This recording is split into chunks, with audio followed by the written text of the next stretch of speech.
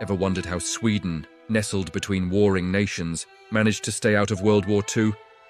It's a story of tightrope walking, tough choices, and a fair bit of controversy. Let's dive into the complex history of Sweden's neutrality.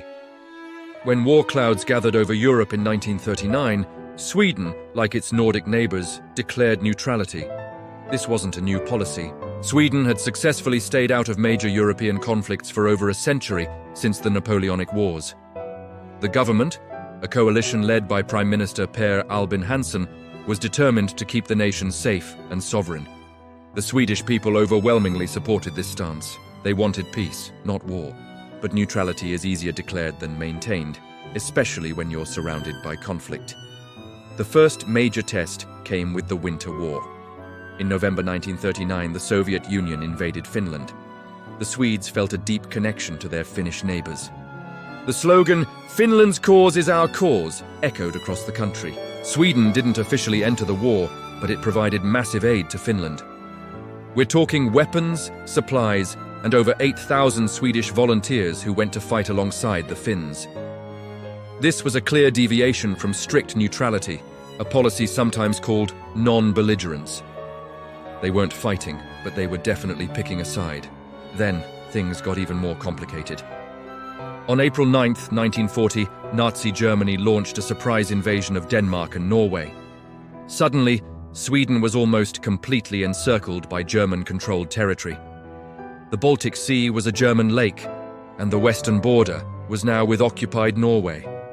This put Sweden in an incredibly precarious position.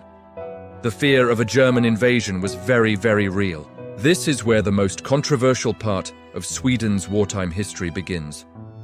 To appease Germany and avoid invasion, the Swedish government made several significant concessions. The most famous of these was allowing German troops and war materials to be transported on Swedish railways. These permittent traffic trains carried unarmed German soldiers on leave between Norway and Germany. This was a direct violation of international laws on neutrality. For the Allies, and especially for occupied Norway, it was seen as a betrayal.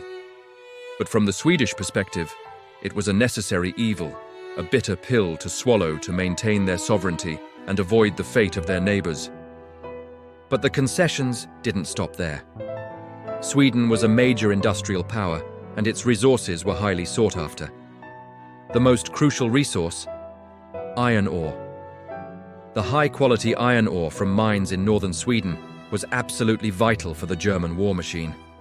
Throughout the war, Sweden continued to export vast quantities of this ore to Germany.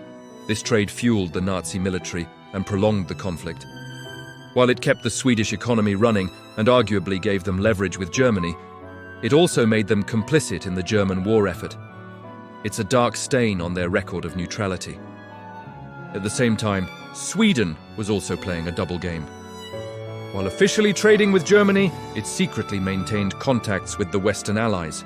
Swedish intelligence shared information with the British, and the government allowed Allied airmen who crashed in Sweden to be repatriated, while German crews were often interned. As the tide of the war began to turn against Germany after Stalingrad, Sweden's policy started to shift. The government grew bolder. In 1943, they finally put a stop to the German transit traffic through the country. They also started to more openly support the resistance movements in Denmark and Norway. Sweden became a haven for refugees.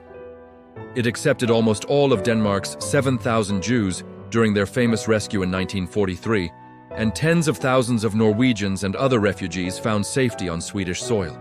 The Swedish diplomat Raoul Wallenberg famously went to Budapest and saved tens of thousands of Hungarian Jews from the Holocaust by issuing protective passports, a heroic act that ultimately cost him his freedom. So, you see a country walking a very fine line. On one hand, they were making concessions to a monstrous regime to survive. On the other, they were providing humanitarian aid and secretly helping the Allies. It was a policy of pragmatism, and some would say opportunism. The goal was simple: keep Sweden out of the war at all costs. As the war drew to a close in 1945, Sweden's position was much stronger. They had successfully avoided invasion and occupation. Their industry was intact, and their society hadn't been torn apart by war. They were in a position to help their devastated neighbors rebuild. The iron ore exports to Germany finally ceased, and Sweden fully aligned with the victorious Allied powers. So, was Sweden truly neutral? The answer is complicated. Legally and officially, yes.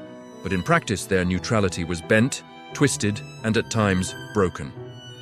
They made morally questionable deals with the Nazis to ensure their own survival, but they also saved thousands of lives and aided the Allied cause when they could. The wartime policy remains a sensitive and debated topic in Sweden to this day. It's a powerful reminder that in times of total war, the line between right and wrong, between survival and principle, can become incredibly blurry. The story of Sweden in World War II isn't a simple tale of heroic neutrality. It's a complex and fascinating case study in international relations, national survival, and the difficult moral compromises that nations are sometimes forced to make. It shows that history is rarely black and white, but full of shades of grey. Thanks for watching. If you found this dive into history interesting, make sure to like, subscribe, and hit that notification bell for more. See you in the next video.